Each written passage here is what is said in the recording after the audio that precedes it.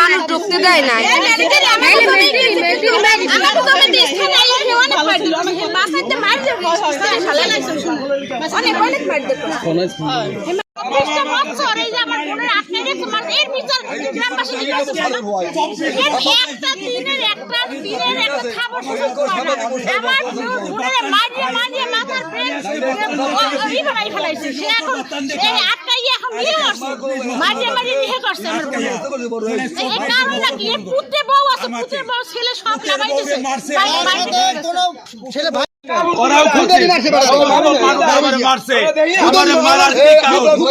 গ্রামের মানুষ জানে যে আমি আবার বউ কিভাবে পালছি, এই সমস্ত মানুষ জানে, আল্লাহ জানে।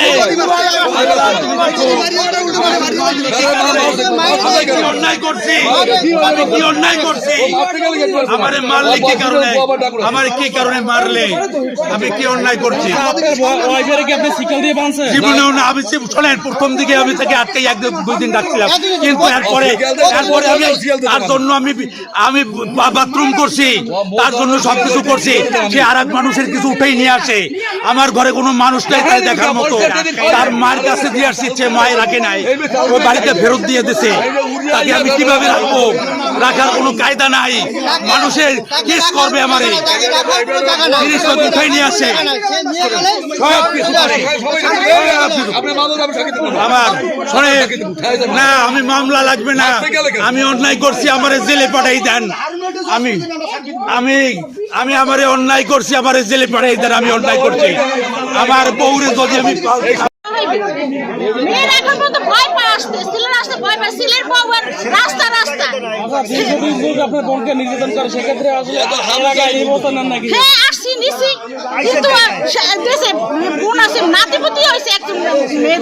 মেয়েদেরই আসতে দিন। আমার বোনের কাছে বাইরে 3টা মোবাইল দিয়েছে, আমার বাইরে যোগাযোগ সে এখন সামনে আপনি দাবি করছেন আমার মামার আছে এখানে, সে মামার সাথে কোনো যোগাযোগ রাখে না। এই লোক অথচ আমার বাইরে আসতে রাখছে, আসে সে বলছে নিয়ে যান, আপনার বোনে নিয়ে যান। তাই বলছে নিয়ে যাবে কেন? তোমার বউ তুমি একটু তুমি কি হয়েছে আসলে, কি হয়েছে বলেন তো? কতদিন ধরে আটকে যাচ্ছে? 24 বছর ধরিয়া। আহারে খোদা, 24 বছর তোমার এরকম মারে, মারধর করে, মারধর করে, চুল ধরে মারে। মূলত ঝামেলা ছিল কি এর যে আটকে রাখে? কোনো ঝামেলা নাই, কিছু নাই, শুধু টর্চারিং করে আর মারে, আর কিছু না। আমরা তো দূরে থাকি, আমার বোন, আমি এখানে আসতে পারি না, আমরা খোঁজখবর রাখতে পারি না। সে প্রতিনিয়ত এই টর্চারিং গুলো করে, মারতে মারতে তাকে এই অবস্থা করে রাখছে। এই বিষয়গুলো কি আগে পিছে জানতেন না? অনেকবার জানি, অনেকবার তাকে বলা হয়েছে। আমরা আয়সা তাকে বলে যাই এগুলো করেন না, কারণ আমরা তো তাকে নিয়ে যেতে পারতেছি না। আইনের রাস্তা যেতে পারতেন না, থানা পুলিশকে জানাই যাই নাই। যে 4টা ছেলে মেয়ে আছে, 3টা মেয়ে আছে, একটা ছেলে আছে। তাই দেখুন করে মারে, পাগলামিও করে আর পাগলামি পরে মারে। আমরা যতটুকু দেখি ততটুকু মাথায় সমস্যা আছে, কিন্তু ওটা তো কত আমরা ছোট কাল থেকেই দেখি। আপনারা এই মহিলা যে সময় বউ হয়ে আসছে, ওই সময় কি মাথা সমস্যা? তাহলে কি ওই পর থেকে কি বাইরেই দেখি, আমরা দেখি না তাকে মাইলজানি করছে, এটাই মারে অত্যাচার করে। এই 9 নম্বরে একটা মহিলা নাই, হার মতন ছিল না, কোনো পুরুষে দেখতে পারে না। মারধর করছে সে গৃহিণী তো, তার নাকি 1998 সাল থেকে মানসিক সমস্যা দেখা দিয়েছে। এটা নিয়ে তাদের উভয়ই চিকিৎসা ব্যবস্থা করছে, ঠিক আছে।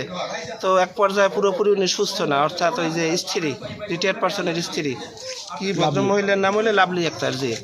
তো যাই হোক, এখন যেহেতু তাদের দীর্ঘদিনের দাম্পত্য জীবন এবং মানসিক সমস্যাটা কথা শোনা গেছে, সেই ক্ষেত্রে এখানে তো আইনগত ব্যবস্থাটা ওরকম একতরফা নিতে গেলে সেটা বিষয়টা দৃষ্টিকট এবং কি বলে সেটা মানবিক দিক আসে না। তো যাই হোক, এখন তাদের উপস্থিত যে গার্জিয়ান, ওই যে একটু ডাক দেন দি, ওই যে ভদ্রমহিলার যে ভাই আসছে, তার জিম্মায় তারা দিয়েছে, তারা চিকিৎসা করবে।